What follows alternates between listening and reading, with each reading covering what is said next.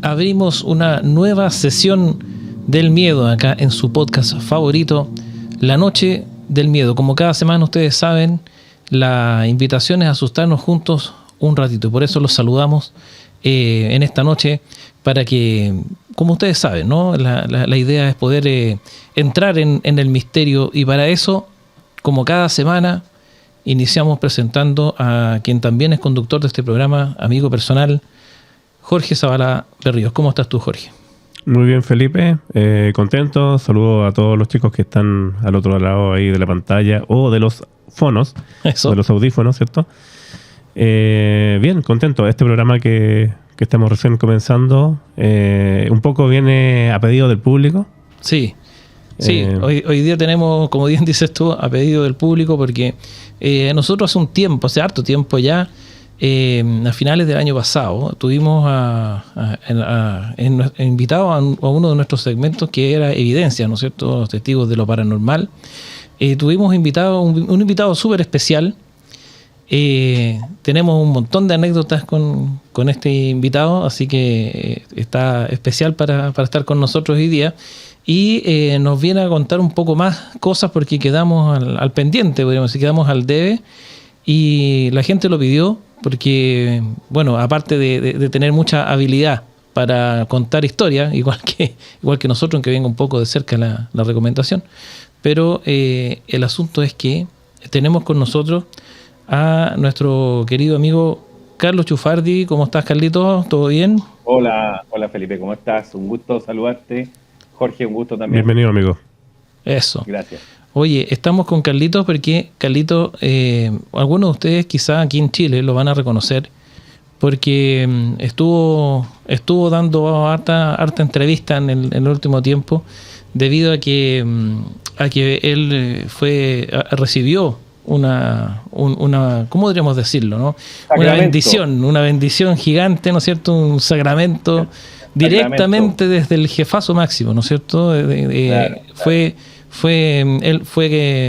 Su matrimonio fue oficiado por el mismísimo Papa Francisco a bordo de un avión LAN, que es donde Carlitos solía trabajar, ¿no es cierto? Así que estuvo en todos los matinales invitados ahí, dando su parecer acerca, bueno, obviamente, de lo que la contingencia, ¿no es cierto?, cuando falleció Francisco I. Pero hoy día no es de eso de lo que vamos a hablar con Carlitos, ¿cierto? No. Tenemos otros temas. Eso no tiene nada de miedo. Eso lo que estás comentando tú no tiene absolutamente nada de miedo. No, nada que ver. Pero sucedió, claro, lo que tú relatas, un poco colgándome lo que me estás contando, sucedió que el Papa Francisco murió ese domingo en la madrugada, para el lunes, y el lunes en la mañana ya me estaban contactando de medios de comunicación nacional e internacionales, porque tuve la suerte de conocerlo en primera persona, justamente arriba de los aviones donde yo trabajaba, como decía. Así que, bueno, conocí a la persona más que al Papa. Eso fue lo importante. Qué tremendo, ¿eh? Qué tremenda experiencia tiene que haber sido esa. Nos casó. A mi señora y a mí nos casó arriba del avión, justamente. Fue un hecho bien inédito, un caso único en el mundo, y yo creo que no se va a volver a repetir. Pero bueno, estoy casado por el Papa, literalmente. Así que bonita experiencia. Hay que mantener el matrimonio. Bueno, tal como lo decía Felipe, estamos anunciando entonces que estamos tomando este vuelo a 30.000 metros de altura, bien, donde nos vamos a sumergir en el misterio, ¿cierto? En el misterio, en el aire, ¿no es cierto? Donde, bueno, ya nos contó, vamos a recordar un poco, Carlito, una de las historias más impactantes que nos contaste tú la vez pasada, ¿no es cierto? Que fue esta historia de los niños que estuvieron revoloteando en el vuelo, ¿no es cierto? Durante todo el vuelo. En la cabina, claro. ¿No es cierto? Y los niños resultaron ser un par de fantasmitas, ¿no? El asunto es que han pasado muchos más misterios a bordo de los aviones. Hay que decir que Carlito hoy día nos trae incluso hasta unos audios por ahí medio extraordinarios. Vamos a comentar algunas cosas que pasan, ¿no es cierto?, a estos 30.000 pies de altura y que en realidad nos van a dejar seguramente bien sorprendidos, porque ninguno de nosotros tiene la posibilidad, ¿no es cierto?, así al menos no tan fácil de poder ver lo que ellos ven, ¿no? Los pilotos particularmente, ¿no es cierto?, pero también los tripulantes de cabina, que tienen acceso a ver cosas que ninguno de nosotros se imaginaría quizá, ¿no? Entonces, en verdad es realmente impresionante la información que ellos tienen en su poder y que nosotros ni nos imaginamos muchas veces. Pero además de eso, también para quienes, no sé, pues no estamos acostumbrados a este tema de andar arriba de un avión, ¿no? Sucede que uno siempre se imagina estas cosas, como por ejemplo en caso de problemas. ¿Qué pasa cuando una persona, por ejemplo, presenta situaciones de salud graves arriba de un avión a esa altura? Y, o sea, no es como que uno pueda decir, ya aterricemos aquí y lo metemos en un hospital, ¿no? Entonces, hay una preparación para eso. Y bajar. Claro, no podía abrir la puerta y paramos y bajamos. Entonces, ni echarlo para abajo tampoco. Tampoco. Entonces, hay todo un tema respecto de eso, y Galito nos tiene, partamos con esa historia, yo creo, Galito, acerca de cómo tuviste que enfrentar a la muerte directamente, ¿no es cierto? Le doblaste la mano de alguna manera a 30.000 pies de altura en un vuelo arriba de los cielos chilenos, sí, ¿no es cierto? Pero de todas maneras una experiencia sorprendente. Cuéntanos un poco cómo fue esa situación. Bueno, mira, Felipe, como lo comentábamos hace un momento atrás, para ponernos en onda de lo que íbamos a conversar hoy día, este es un caso, arriba de los aviones pasan muchas cosas y hay que hacer un poco de historia de por qué están los tripulantes arriba del avión. Mucha gente piensa que los tripulantes arriba del avión están para servir café, para subir maletas a los racks o simplemente para limpiar el baño o servirles comida. Pero la verdad es que la función principal de un tripulante de cabina es el bienestar y la vida de los pasajeros, ¿ya? Lo que implica que tienen que ser personas profesionalmente entrenadas para que ante cualquier situación que atente contra la vida de los pasajeros a bordo, tengan las herramientas, primero que nada, y el conocimiento de poder enfrentar la situación y salvar la vida de quienes están a bordo. O sea, es principalmente un poco, podríamos decirlo incluso, hasta entregar la vida si fuese necesario. O sea, esa es la norma y es el compromiso que hacen todos los tripulantes que vuelan con licencia entregada por la Dirección de Aeronáutica de Chile, con la certidumbre de que quien está a bordo de ese avión, esa azafata, esa tripulante que uno ve, te podría salvar la vida en caso de que sea necesario. Entonces, la Dirección de Aeronáutica se preocupa porque es extremadamente exigente. No es una cosa sencilla subirse a un avión como azafata o como tripulante. Me retan siempre que digo azafata, pero yo soy de la escuela antigua, ¿ya? Pero se dice tripulante cabina. Para los que nos están escuchando, jamás le digan azafata a una azafata porque se van a enojar. Así que la tripulante de cabina, el tripulante cabina, que también involucra a los que van en la cabina de mando. Todos somos tripulantes del vuelo. Desde el piloto para abajo. Pero se divide en tripulación de mando y cabina, para que se entienda súper bien ese corte que hay ahí. Pero ambas áreas están entrenadas profesionalmente, y te lo digo profesionalmente porque año a año se hace la famosa reba conocimiento aeronáutico, que la parte principal de la REVA tiene que ver con emergencias a bordo. ¿Qué significa la REVA? La revalidación de la licencia de vuelo. Ajá. Para volar en Chile tú tienes que tener un carnet como el carnet de conducir, pero la revalidación que viene todos los años, tanto de la parte médica de uno, o sea, que uno esté en condiciones para estar a bordo de un avión, y la parte de conocimiento aeronáutico, la parte de emergencia, son pero probadas por la Dirección de Aeronáutica hasta el más mínimo detalle. Y si tú tienes alguna deficiencia en cualquiera de esas áreas, estás impedido de renovar la licencia de vuelo. ¿Qué significa esto? Que las personas que están arriba de los aviones de LAN Chile, de Sky, etcétera, etcétera, de todas las aerolíneas, incluso las aerolíneas que son más chiquititas, todos tienen que tener esa licencia, y que esa licencia implica que tú tengas los conocimientos necesarios para salvar, repito, la vida de las personas a bordo de un avión. Perfecto. Tanto en una emergencia aérea, y aquí viene un detalle súper importante, Jorge, porque no solamente hay emergencias a bordo de los aviones, hay emergencias, por ejemplo, no sé si se acuerdan el caso del río Hudson en Estados Unidos. Claro que sí. Sí, la marizaje. Acuática, una marizaje, y tú tienes que estar entrenado para poder salvar la vida de las personas en una marizaje. O si te caes en la selva, también tienes que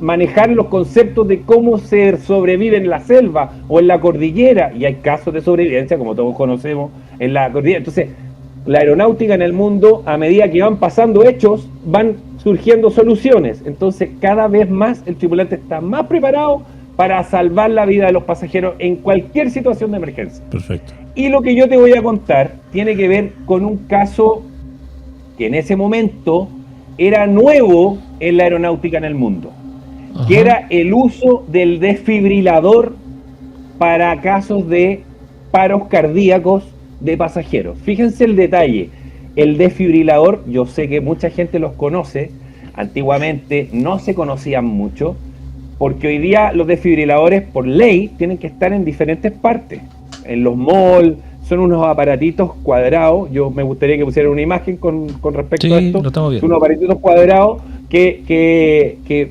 son muy sencillos de usar, pero cuando esto partió, nadie sabía muy bien cómo se utilizaban, porque no había una norma que exigiera que los tripulantes a bordo de los aviones lo supieran usar. Entonces aquí viene la historia bien entretenida y al mismo tiempo que nos sirve para encauzarla con nuestro programa. A ver.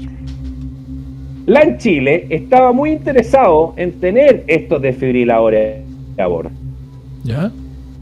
Son carísimos. En esa época eran muy caros, muy caros. Nos imaginamos. Entonces se pidieron a las empresas que estaban involucradas que les facilitaran un par de desfibriladores para entender cómo funcionaban y si existía alguna manera de poder comprarlo, etcétera. Se hace un proyecto y se estima cierta cantidad de dinero para estos eventos. Pero esta empresa, en vez de vendérselo a LAN, les pasó 2 en concesión para que los probaran.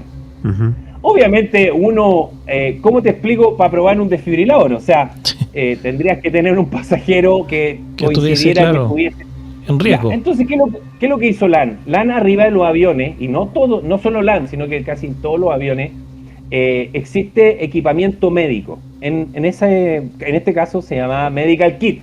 Son maletines especialmente diseñados para llevarlo a bordo del avión, donde hay de todo, compadre. Verdaderamente es una clínica a bordo. Tú tienes agujas, y tienes sedantes, tienes suero, gasas, guantes. Hay una cantidad. Incluso hay de estos para hacer traqueotomía, etcétera, etcétera. ¿Por qué? Porque las rutas de repente no son cortas, son largas, y muchas veces las rutas son arriba del mar, por ejemplo. Entonces tenéis 7, 8, 10 horas donde no tienes la posibilidad de aterrizar de emergencia y tienes que atender el caso a bordo.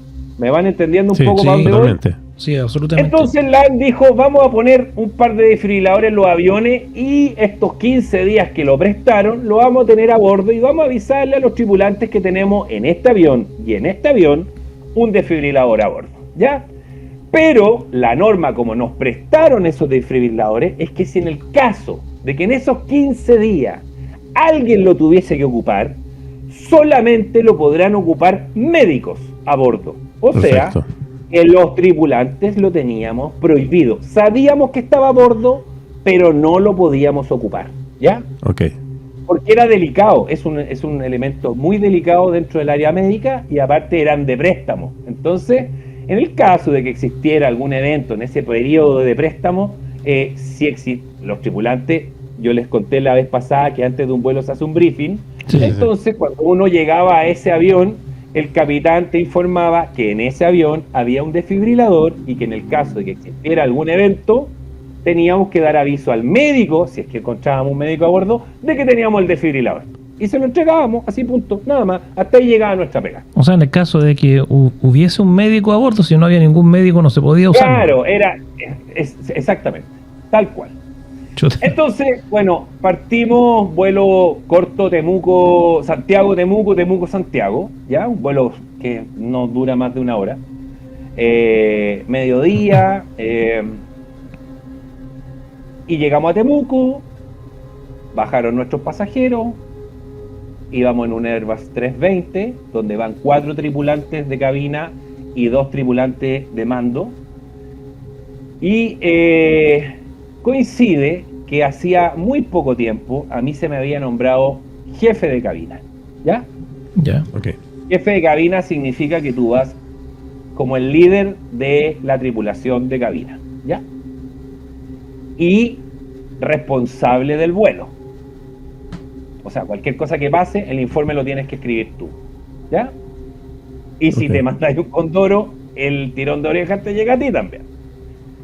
Entonces, embarcamos, me piden la autorización, personal de tierra me dice tantos pasajeros van a bordo, 160, vamos a poner un número, no me acuerdo exactamente la cantidad de pasajeros, pero 160 pasajeros a bordo, destino Santiago, todos con su equipaje a bordo, qué sé yo, sentándose la gente. Nosotros, como es vuelo corto, la tripulación ya tiene prácticamente todo listo, cosa de que cuando saquen la luz de cinturones, acuérdense que uno despega y viene el cinturón puesto, ¿cierto? Exacto. Y suelta la luz de cinturones y en ese momento se empieza el proceso de armado de carros de servicio, ¿ya? Exacto, sí. Entonces, el jefe de servicio es el que está a cargo de coordinar el servicio. Entonces, yo le había advertido a los tripulantes que como el vuelo era corto, teníamos que salir rápidamente con nuestros carros a cabina, hacer rápidamente un servicio, para hacer rápidamente una retirada de basura, para rápidamente, porque el vuelo es corto, chiquillos, un vuelo de 1 hora, entiéndanme, desde que el avión despega hasta que te sueltan los cinturones, pasan 7, 8 minutos, anda descontando. Claro. Después viene el servicio, después viene la retirada y después te ponen la señal de cinturones porque hay que asegurar cabina para aterrizar, entonces ya perdiste 20 minutos más. Y entonces el periodo de servicio es muy corto, ¿ya? Por eso tiene que ser ágil y muy bien organizado. Y se hace así y siempre ha sido así y cada vez hay menos tiempo para eso porque los aviones andan más rápido. Entonces hay menos tiempo, ¿ya? Por eso sean simple. Ojo, la gente dice, ¿por qué ahora como menos arriba de los aviones ya te comía más? Por eso, porque hay menos tiempo. Yo no te puedo servir una bandeja en un Temuco a Santiago. No, claro. Entonces, el servicio es mucho más corto porque el vuelo es más eficiente, más rápido, llevo menos peso, etcétera, etcétera. Pero en ese momento nosotros nos organizamos que para el corte de cinturones, para la salida de los carros, iba a ser ágil. Bueno, entonces partió el despegue, capitán se posiciona cabezal de la pista, despegamos de Aeropuerto Temuco. Ese día era día feriado. ¿Ya? Era un día feriado. Y despegamos. Les pongo ese punto para que se acuerden después lo que les voy a contar. Ok. Es parte importante de la historia. Despegamos de Temuco. Éramos el último vuelo de esa tarde en Temuco. Por ende, la gente que estaba en el aeropuerto trabajando de LAN despachaban nuestro vuelo y se iban a su casa a disfrutar del día feriado. ¿Cierto? Y partimos, despegamos.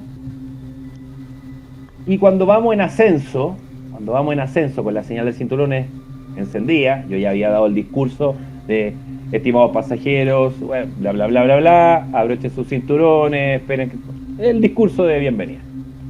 Y vamos en ascenso, yo había hablado con el capitán y le había dicho, ojalá nos suelte un poquito antes, porque tenemos poco tiempo. Hay una jerga que se ocupa a bordo de los aviones, soltar a los perros. Pero soltar no es soltar el cinturón. Claro. Me dijo, ni un problema, la visibilidad está bueno el camino, así que te voy a soltar un poquito antes para que hagan un buen servicio. Así que rápidamente el capitán nos soltó los cinturones y partimos armando los carros. Armar de carros es sacar el carro, ponerle las bebidas arriba, abrir las puertas, dejarlo listo para rápidamente salir con las muchachas a la cabina a hacer servicio. Y en ese momento, cuando estábamos armando el carro, empieza a sonar el timbre de pasajero, que es ese timbre que tienen todo arribita, que empiezan a tocar, pim, pim, pim, y empiezan a sonar, y de repente los niños tocan esos timbres. Entonces cuando suena una vez, uno mira a ver si de verdad me necesitan o no. Ah, claro. Pero empezó a sonar continuamente. Ping, ping, ping, ping, ping, ping, y dije, algo está pasando. Me asomo a la cabina, la cortina del galley estaba cerrada, la parte donde trabajamos, la parte de adelante. Corro la cortina, estoy con mi compañera en la tripulante 4, la número 4, la menos antigua del vuelo, va con el jefe al lado. Entonces le digo, quédate aquí, voy a ver qué está pasando, porque nunca hay que dejar abandonada la zona de acceso al cockpit. Siempre tiene que haber alguien ahí. Okay. Por norma de seguridad. Y parto a la cabina a ver quién estaba tocando el timbre tan impetuosamente. Y cuando me acerco más o menos a la salida de emergencia, al sector alar, para que me entiendan, es un sector de salida de emergencia, y me posiciono ahí, me fijo que había una persona que alteradamente me dice, algo le pasa a este señor. Había un caballero grande, echado hacia el costado, por decirte, como mirando por la ventanilla, para que me entiendan, ¿ah? Mirando por la ventanilla, acostado y respirando con dificultad. Okay. Yo digo, señor, y al lado de este caballero había una señora con su hija. Entonces les pido, por favor, párense, tengo que hablar con el señor. Y nosotros tenemos, cuando nos enfrentamos a situaciones así, tenemos algunos protocolos. Entonces uno le pregunta el nombre, qué le sucede, viaja solo, para tener información rápida. Y no me respondía, pues yo le preguntaba, señor, ¿cómo se llama usted? Entonces hay el tripulante no debe tocar a los pasajeros solo en una emergencia. Entonces yo lo tomo del hombro y lo muevo, pues le digo, señor. Y el señor como que me queda mirando. Entonces yo digo, necesitamos un médico a bordo. Y rápidamente lo dejo ahí, vuelvo adelante y le pido a mi compañera que llame un médico a bordo, porque esto está pasando y no tenemos control, nosotros no somos médicos. Claro. Damos la voz experta, y si tú tienes la suerte de que hay un médico a bordo, que siempre, gracias a Dios, hay un médico a bordo. O sea, a mí, chiquillos, me salieron desde veterinario, porque no había médico a bordo, dentistas me ayudaron, gente que tenga que ver con la salud, enfermera, TENS. Enhorabuena. Una vez llegó un tipo que me dijo, oye, yo vi todos los capítulos de ER, weón. Entonces le dije, no, tú no me servís. O otro que me dijo, oye, yo soy estudiante de medicina. ¿En qué curso estáis? En 4º año. Ya, pero el tema que yo tenía era para que un cabro de 4º año lo viera. Pero esto que yo estaba viviendo en ese momento, yo necesitaba de verdad un médico. Agarro el interfono y pido, estimados pasajeros, necesitamos un médico a bordo, por favor, identifíquese con una tripulante. Y vuelvo al lugar. Y rápidamente una de las tripulantes que iba a bordo me trae a una doctora. ¿Ya? Okay. Y me dice, y le pregunto, ¿usted quién es? Porque tengo que identifíquese, y ellos tienen un número, los médicos tienen un número, entonces pasan su carnet, se lo pasan a la tripulante, porque hay que hacer un informe después de todo esto que está pasando. Claro. Entonces me dice, sí, soy médico a bordo, soy médico, trabajo acá en Temuco, ya, ok, mire, está pasando esto, no sé lo que está pasando, por favor, asístalo. Y ella, tú sabes que los médicos tienen un juramento hipocrático, claro, que frente a cualquier actitud que sospeche que enfrente la vida, ellos tienen que participar, o sea, lo tienen como, es un juramentado, está juramentado, ¿ya? Entonces ella empezó a participar de esto y me empezó a pedir elementos que nosotros tenemos en el avión, en el medical kit.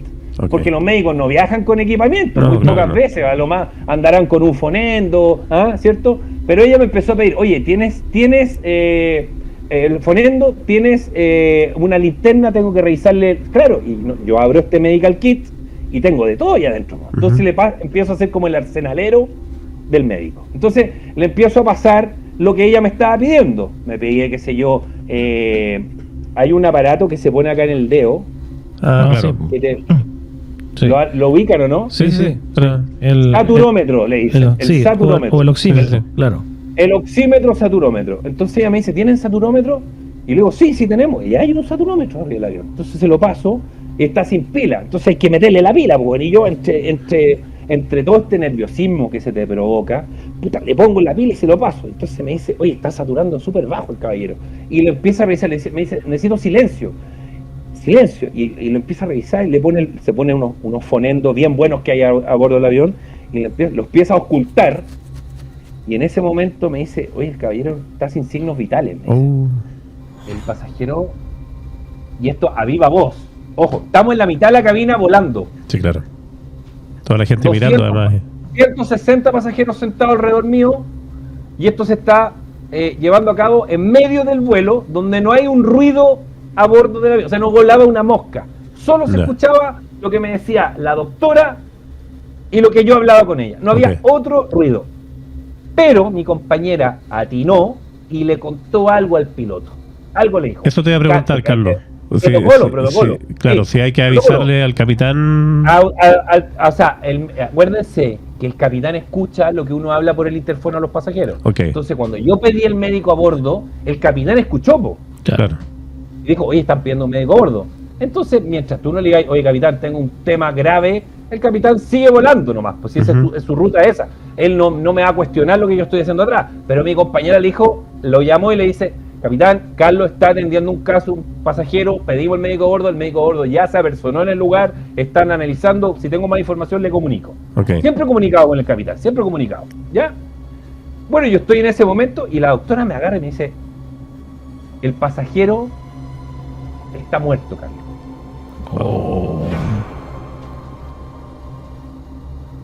No. Doctora, le digo yo, doctora, en este avión tenemos un desfibrilador.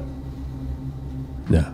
Me dice, Carlos, te vuelvo a repetir, el pasajero lo declaro muerto. Está sin signos vitales, no tengo más elementos tecnológicos, pero en base a lo que tengo aquí, el pasajero está sin ritmo cardíaco y sin actividad cerebral. El pasajero lo declaro muerto. Y yo acá no me meto más, me dice la doctora. 160 testigos de lo que te estoy diciendo. Ya. Aún así, tú, después de haberle ofrecido el desfibrilador, ¿cierto? Es que ella me dice, ya está muerto. Y se echa un poco para atrás. O sea, no me quiero meter. Lo que quiso relatarme, y lo hablé después con ella, es que cuando le declaran la muerte nadie más se mete porque tiene que venir. Es un caso, es bien complejo. Sí. Hay que subir hay que volver o bajar en base, tiene que subir un fiscal, declarar la muerte y para poder de forma legal, claro. Y yo le dije, doctora, hay un desfibrilador a bordo. Se lo paso y lo saco, weón, de arriba. Estábamos, literalmente, el desfibrilador estaba en el rack de arriba de donde estaba pasando esto. Y lo saco y se lo muestro. Y la doctora me dice, no quiero seguir, tráeme el informe para que yo te escriba lo que sucedió. Todos son testigos, pero no podemos continuar. Y bueno, apliquen los protocolos. Entonces yo rápidamente le digo, doctora, espérenme un segundo, voy a donde el capitán corriendo, abro la puerta del cockpit con clave y le digo al capitán, capitán, tengo un pasajero muerto a bordo, voy a usar el desfibrilador, devuélvase a Temuco, declare la emergencia, y le cierro la puerta. Wow. Y vuelvo al lugar. Y yo siento, en ese momento, que la actitud del avión, entiéndame, la actitud del avión cambia de un vuelo parejo, sin movimiento, a un leve giro hacia la izquierda. Yo lo siento ese cambio de actitud, ¿ya? Entonces, eso es la vuelta en el fondo que estaban volviendo, ¿no? No siento una vuelta radical, siento un cambio de actitud. Solamente una cosa como un leve cambio de actitud. ¿Ya? El capitán, en los aviones no giran así en 90 grados. No. Pero yo sentí eso, Felipe, y eso me incentivó a que el capitán estaba conmigo, que entendió rápidamente lo que le estaba diciendo, que no dudó y me incentivó a seguir en lo que yo iba a cometer. ¿Ya? Vuelvo al lugar y la doctora ya desapareció. ¿Se había ido a sentar? Chiquillo, se desapareció. Ya. Estaba en el avión, no es un caso de fantasma. Se fue a su puesto. Fantasma de doctora, lugar, pero desaparece del lugar. Bien, no la veo más. Bien poco ética, diríamos las doctoras, creo yo. Eso es una opinión mía. Bueno, lo que tú me estás diciendo ocasiona un grave problema con los pasajeros a bordo después, pero ya vamos a llegar a ese punto. Claro. Todos son testigos, pero nadie participa. No es que el chileno, las personas, cuando están en un shock de esa categoría, se ponen resilientes y se van hacia adentro, porque tienen una persona muerta al lado. De todas maneras. Entonces, la atmósfera de la cabina era muy densa y yo tenía que actuar sobre ese momento. Tomo al pasajero, chiquillos, lo levanto al pasajero muerto y lo tiro al medio del pasillo. Esa onda. El hombre era grande, un alemán grandote, así, pinta de alemán grande. Y le digo a mi compañera número 4, porque mi compañero número 3 y mi compañero número 2 se me fueron al galley de atrás. No voy a culpar a nadie porque las reacciones en emergencia personales son muy discutibles. Yo puedo decir, voy a saltar al abordaje, pero en el momento de los cues quizás me urjo. Y nadie va a cuestionar quién participó y quién no, ¿ya?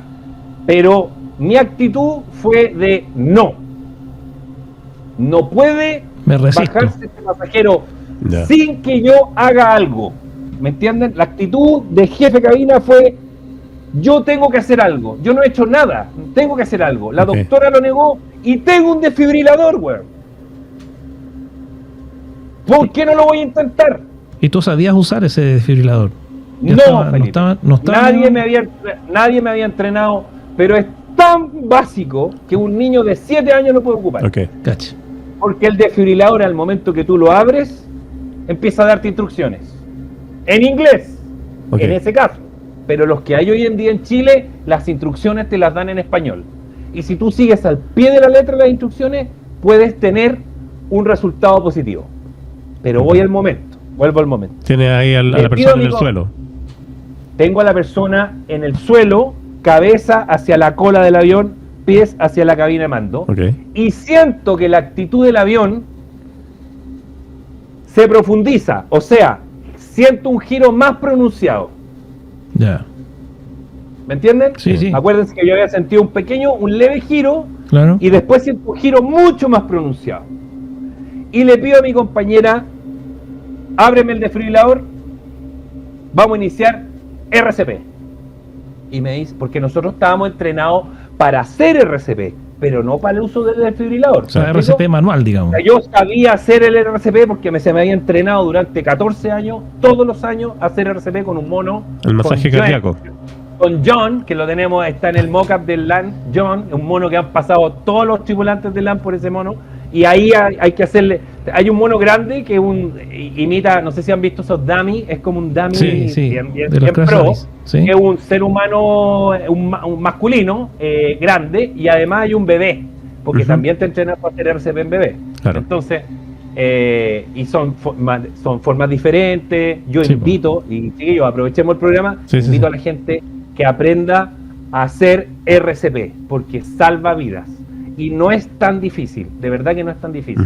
Tanto, entonces, si soy papá y tenéis hijo en tu casa, basta que se traiga un almendra y se atore y vaya a tener que saber hacer Heimlich y RCP. Entonces es fundamental saber hacerlo. Y no es difícil. Hay miles de tutoriales en YouTube, pero si lo querías hacer de manera profesional, hay miles de lugares en Chile donde te lo pueden enseñar. Bueno, La cosa que a nosotros nos enseñaban todos los años a reforzar justamente para la revalidación de la licencia, pues tú tenés que aprobarlo. O sea, hay un especialista al lado tuyo que te ve cómo lo haces, y si lo haces mal, te hace repetirlo, y si lo termináis haciendo mal, no tenéis la licencia, o sea, no te la entregan. Entonces, para mí es parte del trabajo profesional.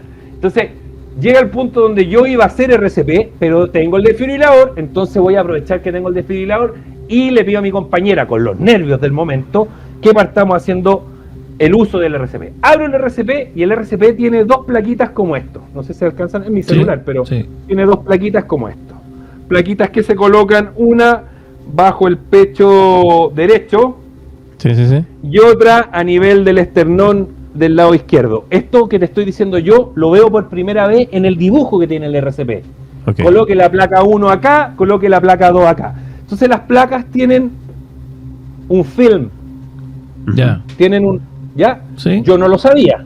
Esto es importante. Yo puse las placas nomás. Como las saqué, las puse. Acuérdate que nadie me había enseñado a usarlo.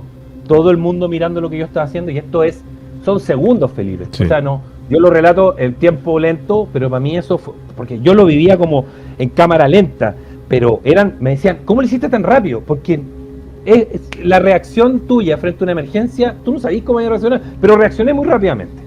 Y le pongo las placas al tipo y prendo el RCP. Tiene 3 botones, para que me entiendan.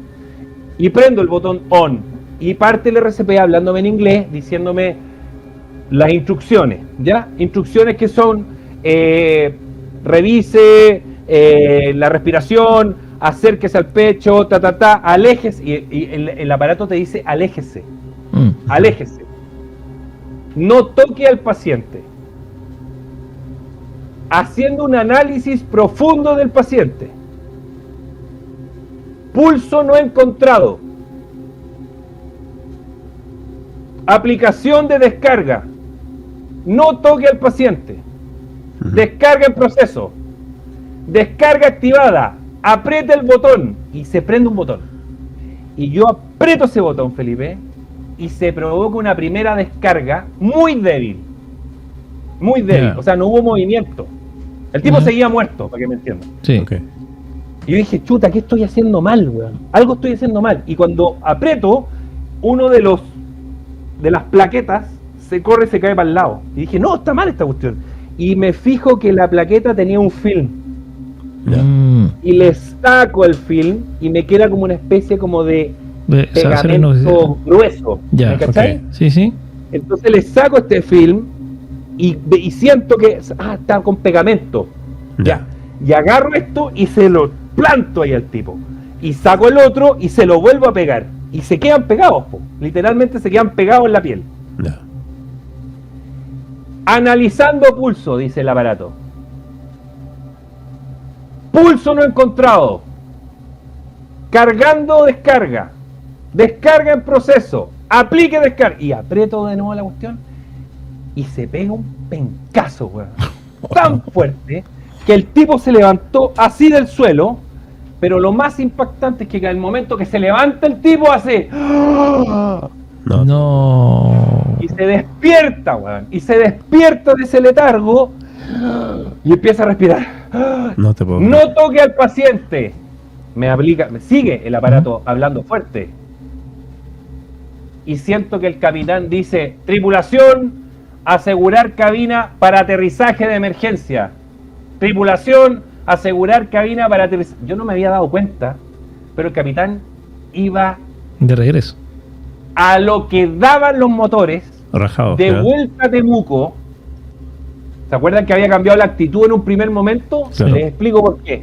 Vuelvo a ese momento. El capitán trató de girar hacia Concepción.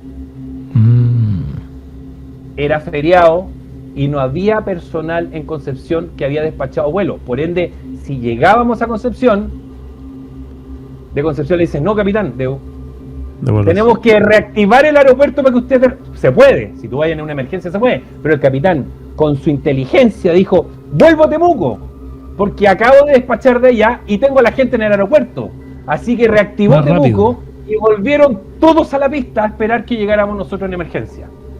Le dieron la preferencia al capitán, despejaron línea aérea, despejaron aerovía, que se llama, y le dieron la preferencia para que se tirara con todo a la pista. Okay. Porque él le relató que el jefe de cabina le había dicho que tenía un pasajero que estaba en proceso de resucitación y necesitaban asistencia médica en tierra lo antes posible. Ahora, en ese momento, un paréntesis, Carlos, un paréntesis, que está muy buena como tú vas contando esta historia, pero por ejemplo cuando pasa eso y cuando el capitán solicita todo este protocolo de emergencia, me imagino yo que los aviones que están a los alrededores van siguiendo esta historia también, son comunicados todos, que hay un avión que está en emergencia y por ende lleva la preferencia para poder aterrizar.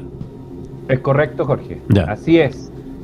Es como cuando viene la ambulancia y tú vas en la carretera y te tienes que correr al lado porque escuchaste que venía la ambulancia encendida. Claro. Entonces tu misión es correrte para el lado. Entonces ellos preguntan, ¿qué sucede? Emergencia a bordo del avión LAN 251, aterrizaje emergencia Temuco, despejar aerovía, y los aviones automáticamente los desplazan. La torre de control tiene que tomar el control de la situación y poner a esas aerovías en otra aerovía, lo corren para el lado, ¿me entienden? O sea, desplázate 4.000 pies hacia oeste, desplázate 4.000, porque hay que abrir la aerovía. Claro. Ahora, era un día feriado, no hay tanto vuelo, pero igual se le dice a todos los que andan volando, porque pueden haber un avión chico, un Cessna, o puede andar un helicóptero, oigan, no se acerquen al aeropuerto de Temuco en este momento porque tengo una emergencia médica.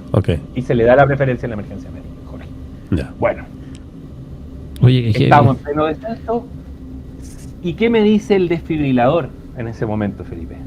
Me dice, mantenga RCP. Manual. Entonces el tipo, rápidamente uno de mis compañeros me trae una botella de oxígeno. Arriba del avión hay botellas de oxígeno. Le aplicamos oxígeno al 100% y parto haciendo RCP muy violentamente, porque yo no quería que se me fuera de nuevo. ¿Y la doctora no apareció más? Jorge es muy intuitivo. Me encantan las preguntas que hace Jorge, porque efectivamente la doctora aparece en el momento que la máquina dice mantenga RCP. Yo en un primera instancia la miré y la necesitaba, Jorge. Sí, me imagino que sí. No podía ponerme a discutir su acción anterior, que ya habría un momento posterior a eso para analizarlo, pero cuando ve que esto va por buen camino, se acerca y me dice, ¿en qué te ayudo? ¿Qué hago? Le digo yo. Mantén el RCP. Si la máquina te dice mantén el RCP, me dice mantén el RCP. Porque tiene las placas pegadas al cuerpo todavía el paciente. Sí, no se sacan, nunca se sacan, Jorge, nunca se sacan. Son reutilizables en la máquina, pero las placas no se sacan. De hecho, la máquina te lo dice. No, porque a medida que tú vas haciendo RCP, la máquina sigue prendida, ¿ya? Y él sigue analizando y en algún momento dice stop RCP. RCP, stop RCP.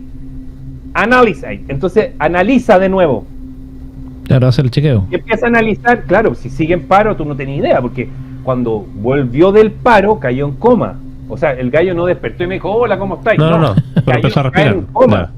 Claro. Pero claro, está con sus signos vitales reactivados. Ahora, otra pregunta, Carlos, aprovechando ahí esta vorágine que tú estás viviendo en estos momentos ahí. ¿Tienes tú más o menos un cálculo de cuánto tiempo el paciente estuvo muerto desde que lo declara la doctora o sin oxígeno? Correcto. Entre 4 a 6 minutos. Entre 4 a 6 minutos. Creo que está dentro del rango de que no debería recibir y no debería recibir algún daño neurológico. Es súper relativo, Jorge, porque hay casos de muertes. O sea, hay casos de infarto cardíaco con reactivación de signos vitales en 2 minutos y la persona queda tetrapléjica. O hay casos de ACV que son recuperables rápidamente y la persona no queda con ninguna secuela, pero hay gente que queda con secuela y el peligro de la resucitación es la secuela que lleva con esto. ¿Ya? En ese minuto, por supuesto, tú no pensaste... Yo la vida, compadre, la vida, para mí la vida. A mí se me contrató para salvarle la vida a los pasajeros. Hay una frase que siempre en LAN es recordada porque cuando yo no lo quise decir en el instante que se lo estaba contando, pero es una frase bastante recordada por las tripulaciones, porque en el momento que la doctora me dice el pasajero está muerto, yo la retruco y le digo, en mis vuelos no se muere nadie, doctora. Así que, y porque hasta ese día yo no tenía ninguna historia de gente que había muerto a bordo de mi avión. Quiero decirle algo a la audiencia que es súper importante. A bordo de los aviones que en este momento están volando en el mundo, puede morir gente. Arriba de los aviones muere gente. Totalmente. Muere gente por causas naturales, entiéndase. Sí. Hace 2 días atrás murió un pasajero de 96 años. Yo sé esta información porque ustedes saben, mi señora jefa cabina, ella me cuenta estas cosas. Es súper triste andar, o sea, a las tripulaciones le afecta y a los pasajeros que están a bordo le afecta porque hay un abuelito que murió, que venía a ver a su familia, que quizás era la última vez que lo ve. Bueno, son historias así, pero suceden esas cosas. No es que, no pasa nunca. Hay una estadística, pero una estadística bien secreta internamente. Nadie va a estar publicando hoy, este año se nos murieron 5, el año pasado se nos murieron 4. Pero hay pasajeros que se suben a bordo de un avión y lamentablemente, por causa de la vida, le tocó ahí. ¿Me entienden? Sí. Entonces, igual a ti te explican esto, te lo explican en algún momento de tu curso inicial o en alguna reba, te dicen, oiga, ustedes posiblemente se enfrenten alguna vez a esta situación de muertes naturales o en un accidente te enfrentes a 100 muertos. O sea, es parte del conocimiento que tiene que tener las tripulaciones. O quizás eres el único que sobreviva. Y que hay casos, chiquillos, que ha pasado eso. O sea, hay muchos casos que los sobrevivientes son súper pocos y tienen que enfrentarse a la muerte, literalmente. Es parte del tema aeronáutico. No se toca porque a nadie le gusta pensar que se va a morir arriba de un avión, si no se subiría la gente. Pero sí te puede pasar. Entonces ahí es donde entramos nosotros, para que por lo menos lleguemos a algún lugar y te puedan atender, ¿cierto? Claro. Chile, chiquillos, Chile está en todas sus bases aéreas totalmente preparado para recibir aviones en emergencia médica. Cualquier aeropuerto de comercial, me explico, no el aeropuerto chiquitito que hay entre Viña y Santiago, ni el que está en Quintero, ¿me entiendes? Los aeropuertos comerciales, donde se manejan vuelos comerciales.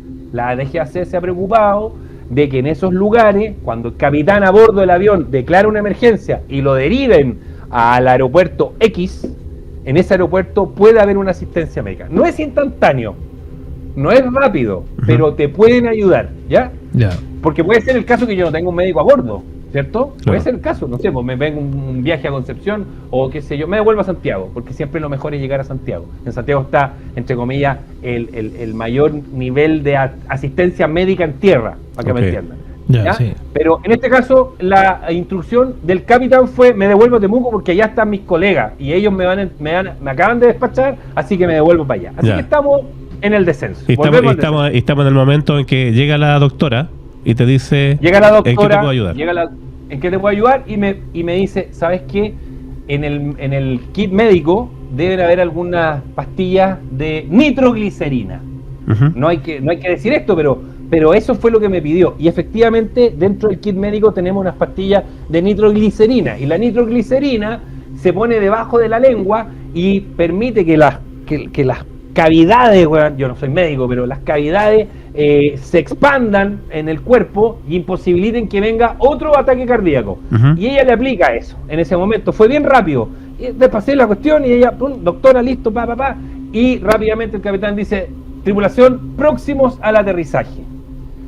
Este tipo, en la máquina a mí me dice, mantenga RCP, así que yo mantuve mi RCP. Entre paréntesis, el RCP fue tan violento que le quebré 3 costillas.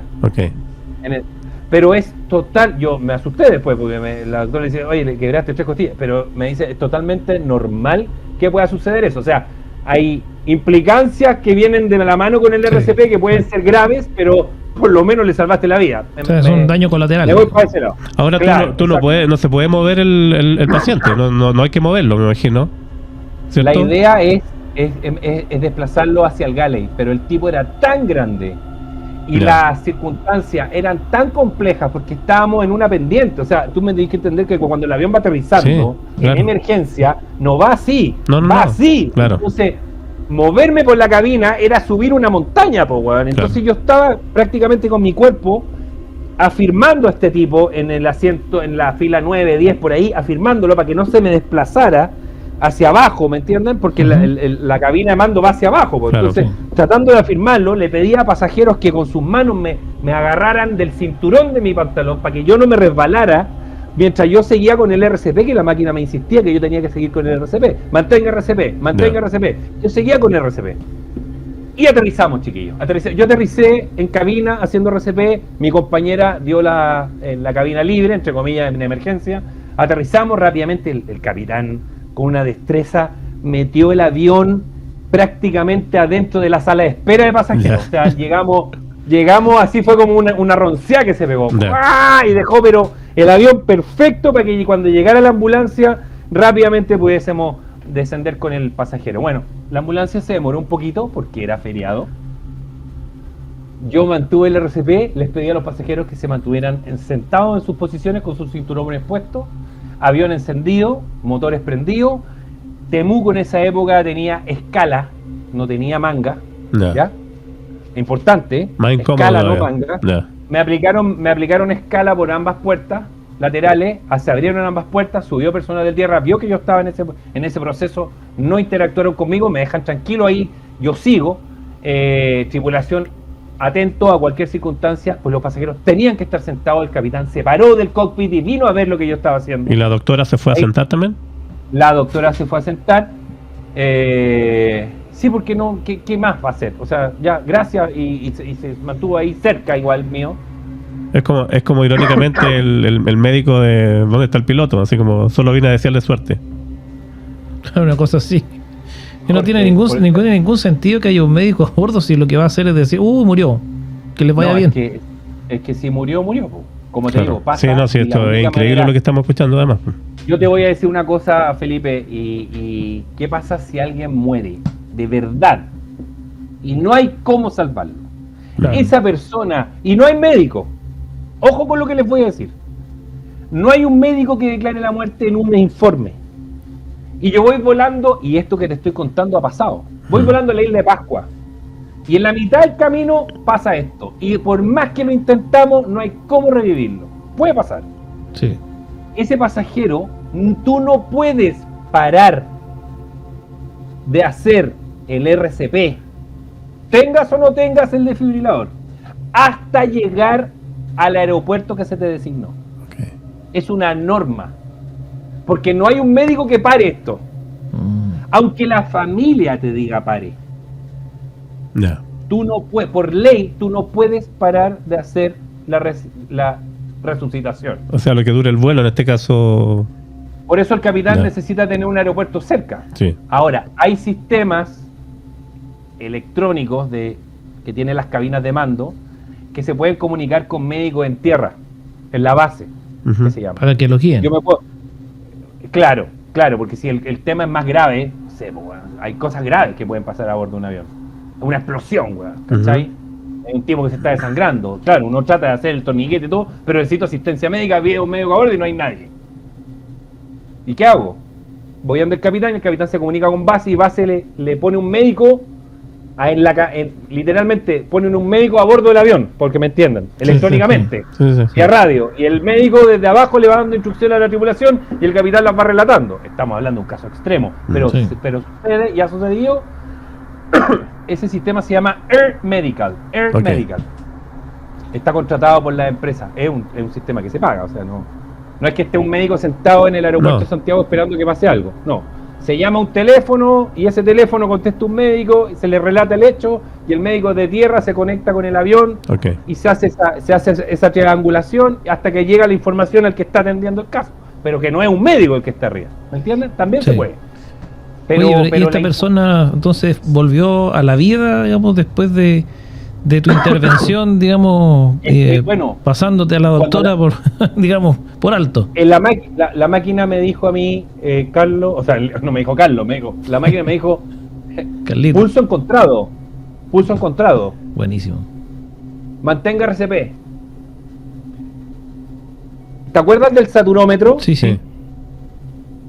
El tipo se lo puso en la mano, se lo pusimos en la mano y pasamos de tener 70 a tener 93, entonces estaba respirando. Estaba saturando bien. Estaba súper bien, po. Estaba saturando. Pero cuando yo dejaba, el RCP es muy cansador. Yo, la gente que lo ha hecho, si es que alguien lo ha hecho, me va a entender. Sí. Es tan cansador que a mí me caían gotas de transpiración, literalmente, mientras yo hacía el RCP sobre el pecho de este pasajero. Claro. Porque es demasiada la energía que tú tenés que ocupar cuando vais 2, 3, 4, 6 minutos, 8 minutos de RCP sin parar, porque la máquina mantenga RCP, es extremadamente cansado. Entonces yo de repente me tomaba mi segundo para descansar un segundo, para que los brazos me volvieran la sangre, ¿cachai? Mientras veníamos en el descenso. Claro. Entonces, en ese momento yo le veía el saturómetro y bajaba inmediatamente. 83, 81, y partía de nuevo y empezaba a subir. Entonces claro. El RCP era fundamental para que le entrara oxígeno al tipo. No, y está ahí haciendo el masaje cardíaco, ahí está bombeando tú el corazón. Pues. Prácticamente, claro. Fue así. Ya. Y bueno, aterrizamos. Te ponen la escala en ambos lados. Capitán se acerca, me dice, mantén, Carlos, que estoy apurando todo en el aeropuerto. Ok, capitán. Y sigue, se va a la cabina, y yo sé que el capitán es... Somos amigos hasta el día de hoy con ese capitán, porque estas cosas unen mucho a las personas. Gran equipo. Éramos conocidos, pero después de este evento pasamos a ser amigos, literalmente. Y bueno, capitán me avisa y yo siento a lo lejos un no. Siento la ambulancia y dije, me volvió a dar energía eso. No. Viene la ambulancia. Y rápidamente, entre que siento eso, veo paramédicos entrando. Con camilla. Con esas camillas naranjas, plásticas grandes, sí, claro. Entran rápidamente y me dicen, muchachos, nos toca a nosotros. Me toman el hombro, me sacan de ahí y vienen ellos con su equipamiento, pum, un par de inyecciones, lo suben a los tipos son, o sea, ellos trabajan en eso, claro. Fue una cuestión muy, muy eficiente, rápida y concisa, compadre. Lo subieron, lo amarraron, les pusieron una cuestión en la cabeza, me explicó, me preguntó qué es lo que hicieron, le dimos estas pastillas, excelente. Y ellos, los paramédicos en Temuco, quedaron impresionados con el equipamiento médico que nosotros teníamos a bordo del avión, no lo habían visto nunca. Okay. Y le dije, nosotros tenemos todo esto y aplicamos esto. Oye, me dice, tienen más cosas que nosotros en la ambulancia, me dice el capitán. Bueno, sí, porque tenéis que tenerlas, sí, claro. Porque tú no sabes dónde te toca la emergencia. Así se lo llevan vivo al paciente. Entre todos lo bajamos, acuérdate que es escalera, sí. Entonces hay que bajar una escala con un tipo que no lo podéis mover. Entonces entre todos colaboramos para que esto bajara de esta manera, ¿me explico? Claro. Y lo metimos rápidamente a la ambulancia, cerraron la ambulancia se fue, personal de tierra se acerca, me siento en la escala, compadre, a respirar y me veo que tengo la camisa pero empapada. Wow. Y me subo al avión, compadre, como pude por la escala. Llego a la cabina y los pasajeros que estaban a bordo se han parado a aplaudir. Wow. Qué emocionante. Se me llega a parar la piel porque me acuerdo de ese momento que fue como... No. Puta. Como una película. Sigo siendo el jefe de la cabina, entonces tengo que dar algunas normas de mantener la tranquilidad adentro de la cabina. Entonces agarro y les agradezco, hasta el momento va todo bien, por favor tomen asiento, esto ha sido un momento súper tenso para la tripulación, ya les vamos a decir lo que sucede a continuación. Hicimos rápidamente una reunión con el capitán y la tripulación para tomar la decisión si volvíamos a Santiago o no, si se cancelaba el vuelo, y nosotros dijimos no, nos devolvemos a Santiago, a lo que íbamos. Se cerraron las puertas, se cargó combustible, se firmó el libro, capitán llamó a base de Santiago pidiendo la autorización para el despegue, cuenta a bordo, uno menos. Claro. Cerramos la puerta, despegamos y nos devolvimos a Santiago. Oye, la tripulación de fierro, güey, ¿no? Compadre, es que esa es la convicción que tú tenés que tener a bordo del avión. Y la doctora también viajaba. Ya. Jorgito, como siempre, le pega en la canilla al entrevistado. Es que los chicos se están preguntando lo mismo. Cuando yo me subí al avión, Jorge, ¿ya? Y siento esta ovación, porque salió de manera natural, la verdad. Sí, de todas maneras. porque todos son testigos de lo que está pasando y y tú mismo que lo has vivido, tú sabés quién es el que tiene las ganas, quién es el que no tiene las ganas, quién participa. Yo lo hice totalmente convencido de lo que estaba haciendo era lo correcto, nada más que eso. Totalmente, sí. Pero la gente tasa, y al momento que terminó la ovación empezaron a pararse muchos pasajeros a increpar a la doctora. No te puedo creer. Ya. Entonces yo tuve con otro compañero que estábamos a bordo que ir a defender a la doctora. Claro, mantener el orden también. Pues. Se transformó esto en un pugilato bien denso y tenso, porque en un momento que empezaron a increpar, oiga, pero por su culpa, mire, si ustedes... Empezaron epíteto grave, o sea, insolencia, literalmente. Y la doctora, en su calidad de mujer, se sintió atacada, entonces auxilio, entonces partió otro tema, pero rápidamente me apersoné con mi compañero, dijimos tranquilos, estamos todos nerviosos, fue difícil, la doctora participó en lo que pudo, no quiero más discusiones a bordo, tomen sus asientos que vamos a despegar.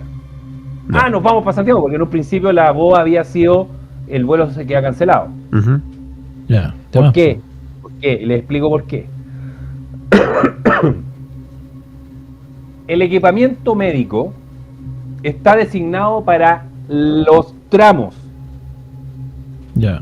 Y si tú ocupaste el equipamiento médico, quiere decir que en el tramo siguiente no tienes elementos. Sí. Hay que reponer. Entonces eso se llama mínimo, el mínimo. O sea, tengo el mínimo para si me pasara otro caso nuevamente, puede pasar. Sí. Y si no tienes el mínimo, no puedes despegar. Así de sencillo. ¿Se puede cancelar un vuelo porque no tiene el mínimo equipamiento médico a bordo? Se puede cancelar. ¿Cuántas botellas de oxígeno tenía a bordo? 4. ¿Cuántas ocupaste? 4. ¿Podéis despegar? No. ¿Pero cuántas botellas ocupé? 1. ¿Cuántas te quedan? 3. ¿Cuánto es el mínimo? 2. ¿Podéis despegar? Sí. ¿Se entiende? Entonces, todo tiene un mínimo a bordo del avión, que se llama Minimal Equipment List, así se llama. Entonces la lista, y está a bordo de la lista, tú ves, de 4 podéis despegar con 3, de 5 podéis despegar con 2, de diferentes cosas. Entonces, ¿cuántas pastillas de nitroglicerina ocupaste? 2. ¿Y cuántas vienen en el frasco? 10. ¿Y con cuántas puedes despegar? Con 5. ¿Te quedan 5? Sí, podéis despegar. Entonces se hace un ticket a la lista. Entonces el capitán me dice, Carlos, necesito la lista del Minimal Equipment List. Y yo parto para atrás y reviso todo lo que ocupé. ¿Cuánto ocupamos? Un oxígeno. ¿Y el otro lo abriste? No lo abrí. ¿Cuántos te quedan? 3. Listo, 3. ¿Y cuánto dice el minimal? 2. Ya, podemos despegar. Oye, porque, ojo, el vuelo dura 1 hora, entonces el mínimo es para el tramo. Pero si el tramo sean 7 horas el que viene después, se dobla. El minimal equipment sube, ¿Me explica? ¿Me entienden? Entonces, si es de 1 hora a 2 horas, son 3 botellas de oxígeno. Si es de 2 horas a 7 horas, son 4 botellas de oxígeno. Si es de 4 a 7, son 10 botellas. Entonces, estamos justo en el límite del mínimo. Podíamos despegar. Pero el capitán nos dice, ¿y cómo están ustedes? Importante también. Y ahí cambia la cosa. El tema personal es fundamental. La psiquis de tu tripulación. Y cuán afectados están. Y yo los revisé uno por uno y me revisé yo y yo estaba exhausto, Felipe. Pero tenía ganas de sacar el vuelo porque no quería quedarme ahí en Temuco, en un hotel, en una pieza solo. Yo no sé, weón. Claro. Porque a eso va ahí. O sea, te quedas botado y te vas a una pieza solo en un hotel. Y yo quería volver a mi casa. Claro.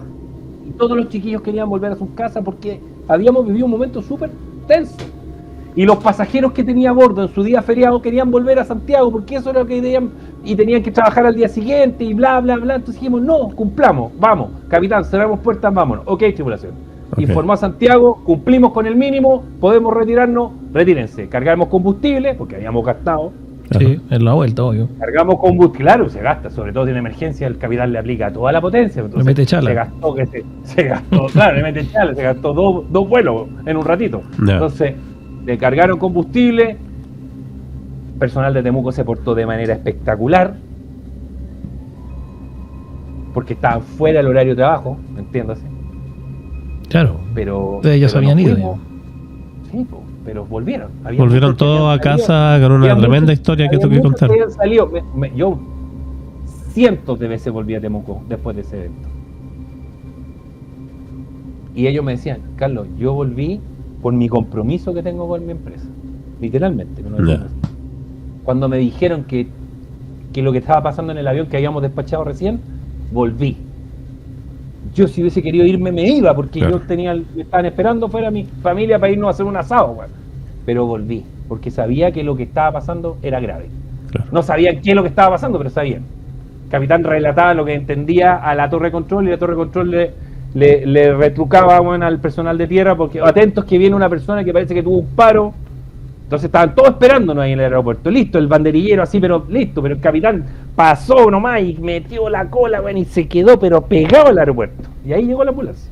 Bueno, volvimos a Santiago, aterrizamos, teníamos otro vuelo después, nos cancelaron ese vuelo por la condición de que estábamos nosotros, aparte que estábamos atrasados, acuérdense, fue de vuelta a Temuco, 1 hora después, 2 horas después, salimos tarde, llegamos a Santiago, entonces los pasajeros de ese vuelo a Valdivia que teníamos después ya se habían ido en otro avión que había designado la empresa, entonces nosotros para la casa. Y bueno, pasaron un par de días y me contactan obviamente de la empresa y me dicen, Carlos, necesitamos hablar contigo, que nos relates lo que sucedió. Qué miedo. Qué miedo en ese minuto. Claro, aquí viene el miedo. Aquí viene la noche del miedo. Esta es la parte tenebrosa de la historia. A ver, y me dicen, bueno, supimos que ocupaste el desfibrilador. Que no se puede. Y tú sabes que había una norma que impedía que los tripulantes ocuparan esos desfibriladores, solamente lo pudiesen ocupar médico a bordo. Pero nos enteramos, porque obviamente aquí se hace una investigación, ¿no? No, claro. Que el médico que estaba a bordo no quiso participar del evento, solamente, claro, bueno, le digo yo, efectivamente fue así. Mira, sí. Me dice, el pasajero que tú salvaste en este momento se encuentra en coma en la clínica de Temuco, la clínica alemana de Temuco, y tenemos que esperar un poco a ver cuál es el resultado, porque está en coma, no sabemos si va a despertar con alguna secuela, etcétera, etcétera, y ahí se complica un poco la cosa. Es un poco que uno pone las manos al fuego en el momento, pero después vienen los resultados y tú decís, chuta, ¿habrá sido bien lo que hice o no? Pero yo, como te dije en un principio, voy con la vida. Si mi intención fue salvar a un pasajero, estoy cumpliendo con mi labor. Esa fue mi intención. Lo que pasa después habrá que enfrentarlo después, ¿eh? Como dicen, la carga se arregla en el camino, pero en ese momento era lo que había que hacer. Y esa fue mi bandera, entre comillas. Lo pasé re mal esas 2 semanas, pero al final de esas 2 semanas, chiquillo... Eso te iba a preguntar yo, ¿cómo estuviste ese tiempo esperando qué pasaba con este pasajero? Mal, muy mal. Yo te digo, personalmente, en mi casa, yo no era yo. Tú me veías alegre, dicharachero, todo lo que queráis, pero yo estaba con un trauma se llama estrés postraumático. Un estrés postraumático bastante fuerte, que yo llamé a mi jefa y le dije, por favor, ponme a volar lo antes posible, porque me habían dado unos días libres para también te ponme a volar, porque mientras más estoy acá en la casa, más me cuestiono si lo que hice está bien o está mal. Claro. Yo era jefe de cabina, había sido nombrado jefe hace muy poco, entonces quizá me la jugué, me pasé del límite, pensaba yo. Pucha, te dan vuelta por tu cabeza miles de pensamientos, sobre todo sabiendo que la persona que tú salvaste está en coma en un hospital en Temuco. Entonces yo decía, puta la weá. Pero estaría en un cementerio si no hubiese sido por ti. Es que, Jorge, sí, pero lo intenté. Claro. Esas 2 semanas fueron así. Claro. Sí. Quizá la doctora declaraba muerto y hasta ahí no me llega la historia, yo me iba para mi casa, pero me hubiese quedado siempre, Felipe, con la bala pasada de no sé, yo no me quería bajar de ese avión para que mi gente, mis pasajeros queridos, muy queridos por siempre, los tantos años que estuve, los quise mucho a los pasajeros, pero que me hubiesen dicho alguna vez, y no hiciste nada. Claro. No, y era ahí el jefe de cabina y no hiciste nada. No, compadre, no me iba a bajar así. Pese a lo que vino después. Pero, al cabo de esas 2 semanas, recibí un llamado telefónico de la jefa de zona sur de LAN Chile. Oh, wow. Carlos, buenas noches. Hola, le digo yo, buenas noches. Vengo saliendo de la clínica alemana de Temuco y te quiero informar. ¿Cómo estaba ahí? Estaba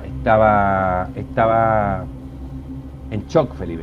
Ya. Porque yo la palabra que venía después era trascendental en mi trabajo y vida, Sí. o sea, literalmente. Sí, pues.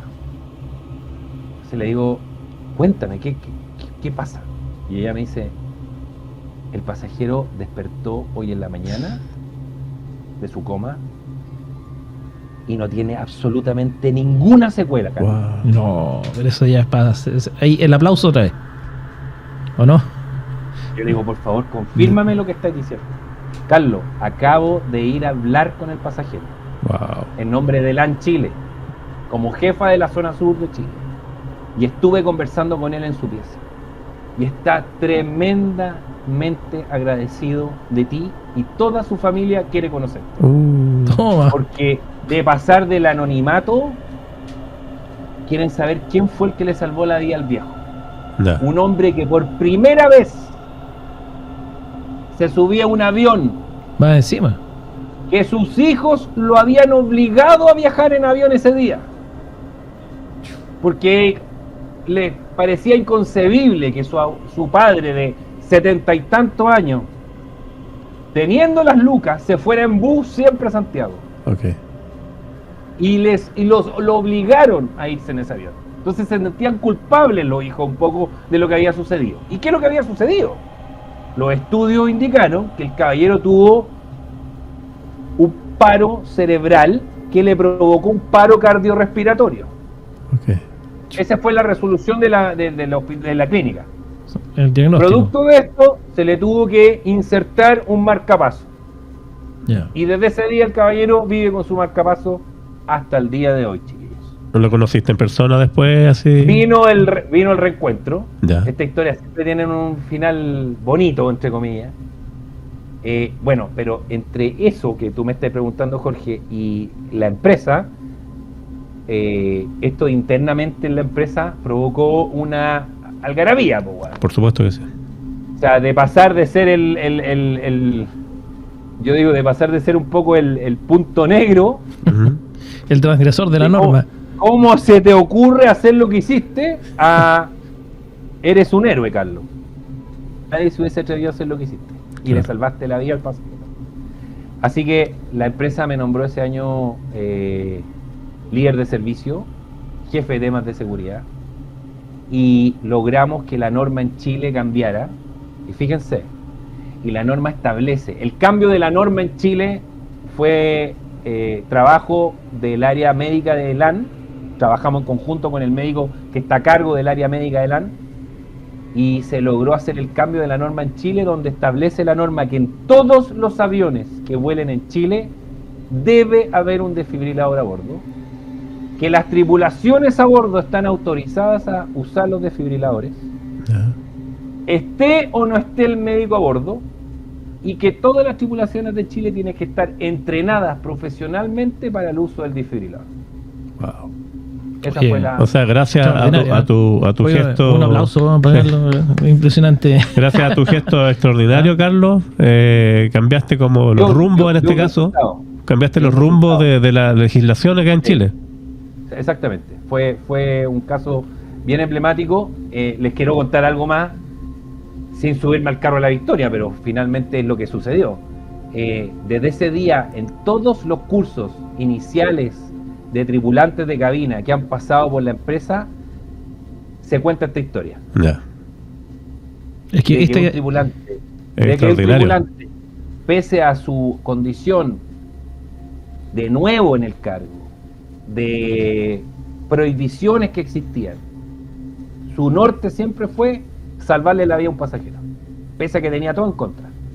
Y eso se enseña, y luego de esa charla se hace el entrenamiento de RCP y de desfibrilación. Es que esa cuestión fue casi como un capítulo de Black Mirror, así una cuestión, pero ya que no se entiende. Y pasó, po. Sí, porque tan poco Y me pasó a tiempo. mí. Sí, te tocó a ti, po. Y tan poco tiempo que tú decías, es un vuelo que dura 1 hora. Y todo esto que tú nos relataste sucedió en la mitad de ese tiempo. 20 minutos, 20 minutos. Claro, o sea, 20 minutos. Y esto, y estamos hablando de que este pasajero pasó de estar literalmente muerto, ¿no es cierto? Literalmente muerto a que lo reviviera. Se podría haber bajado muerto. Se podría haber bajado muerto. Podría haber bajado muerto, claro, y además, pero en más allá de eso, que gracias a lo que tú hiciste, bajó vivo, pero estuvo muerto. Sí. Estuvo muerto durante varios minutos. Y yo me pongo también en el lugar, porque obviamente lo que tú hiciste fue muy de protagonista de serie, así, ¿no es cierto? De película incluso. Era mi pega, pues. Claro. Que de verdad, creo que si tú le preguntas a un bombero las cosas que ha hecho... Yo siempre digo, si uno le pregunta a un bombero, te puede contar 10 historias al día que tiene de este tipo, o un carabinero. Sí. Hay gente que uno desconoce, pero que son héroes anónimos todos los días. A mí me tocó ese hecho, pero te lo relato desde la primera persona. Pero yo digo, debe ser nada al lado de un bombero que atiende en una carretera, ponte tú. ¿Cuántas personas ha salvado esa persona? O un enfermero en una urgencia. Es parte de tu trabajo, y de parte de mi trabajo en ese momento era salvaguardar la vida de mis pasajeros. Es el compromiso. Hay una diferencia notable, pues, querido Carlos, en lo que porque yo también me pongo un poco en el lugar de los otros pasajeros que estaban ahí presenciando esto.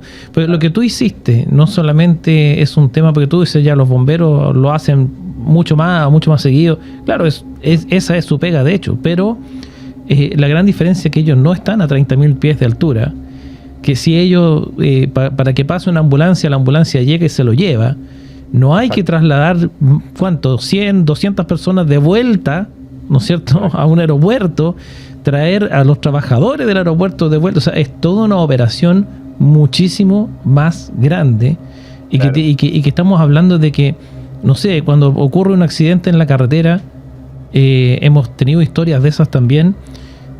Ocurre un accidente en la carretera y ahí los que están en la familia Miranda, ¿no es cierto?, en estricto rigor, que son los que se paran a mirar, los que pasan en el sentido contrario mirando, pasan despacito, ¿no es cierto?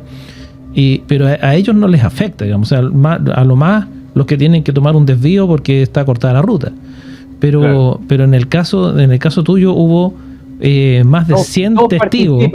Todos participan y son todos testigos y están todos ahí presenciando esto, o sea...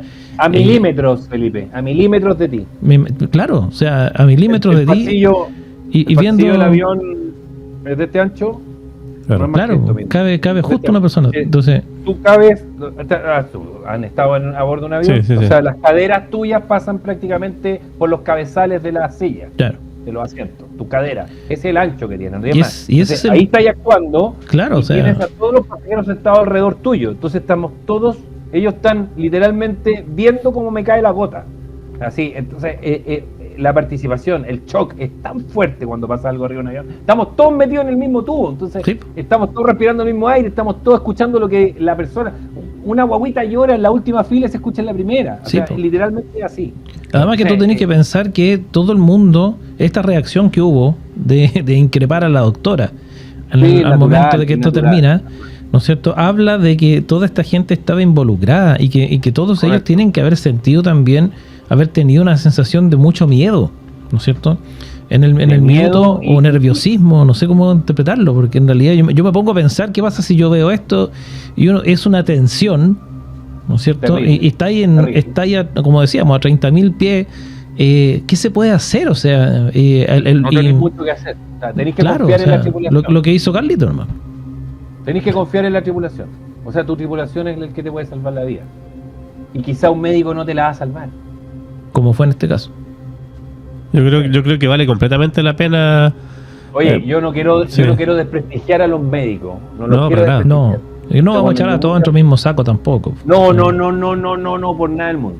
Pero una vez me contaron que cuando le pidieron asistencia a un médico en un vuelo, no en Chile, el médico dio la asistencia y después dejó la boleta. Ya. O sea, eso es lo que decimos nosotros, un marcachifle. Es marcachifle, así. Pero bueno, a mí me tocó esa.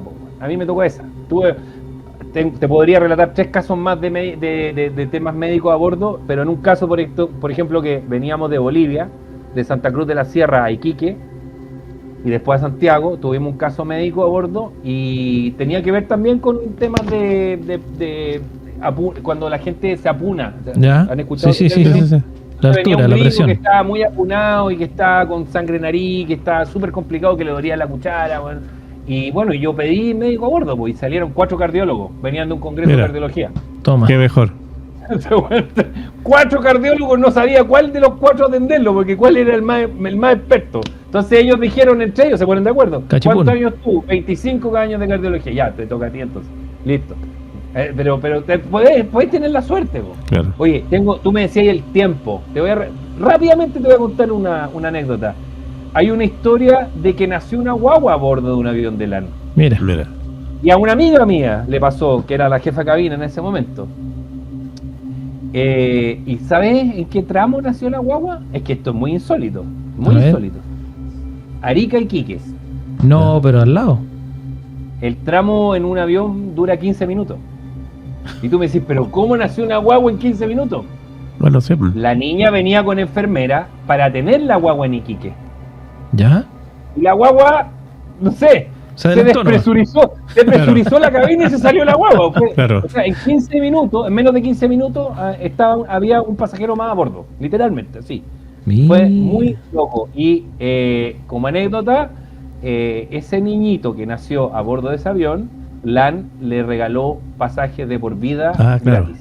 Sí, ese mito es real, el mito es real. Sí. Entonces, bueno, obviamente hay normas para mujeres embarazadas, dependiendo de la semana de embarazo que tenga, se puede o no se puede volar arriba de un avión, y por el tiempo de vuelo también. O sea, tú, no sé, te voy a poner el caso, 37 semanas de embarazo no pueden volar tramos de más de 1 hora. Tramo era de 15 minutos. Entonces cumplía con la norma, como el mínimo, por decirte. Claro. Cumplía con la norma, el vuelo dura 15 minutos.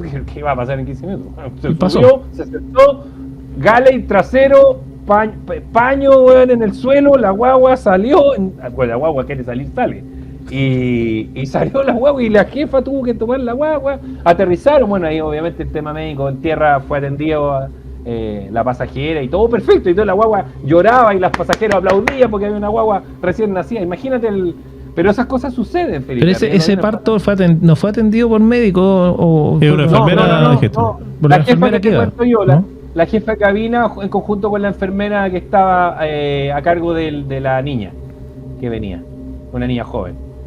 Pero Imagínate. pasó el LAN hace años atrás, yo estoy hablando del año 2000. Bueno, hace rato. 2005, ponte tú, 2006. Pues 20 años atrás. Sí, pero ya terminó la U, ya.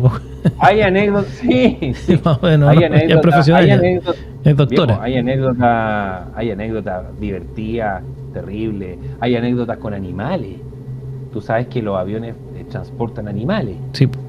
Hay una anécdota bien terrible del por qué se forma la oficina de atención de transporte de animales. Porque antiguamente, oye, quiero mandar un caballo a Inglaterra que va a competir, y nadie se preocupaba del caballo, nadie subía en el caballo al LAN cargo y se lo llevaba nomás a Inglaterra, y que alguien le da pasto, nadie atendía el caballo llegaba muerto a Inglaterra, No. Entonces se forma una oficina de asuntos de transporte de animales, y les cuento más, la oficina más profesional del mundo en transporte de animales es la de LAN. No le estoy haciendo publicidad, pero han transportado desde rinoceronte hasta delfines.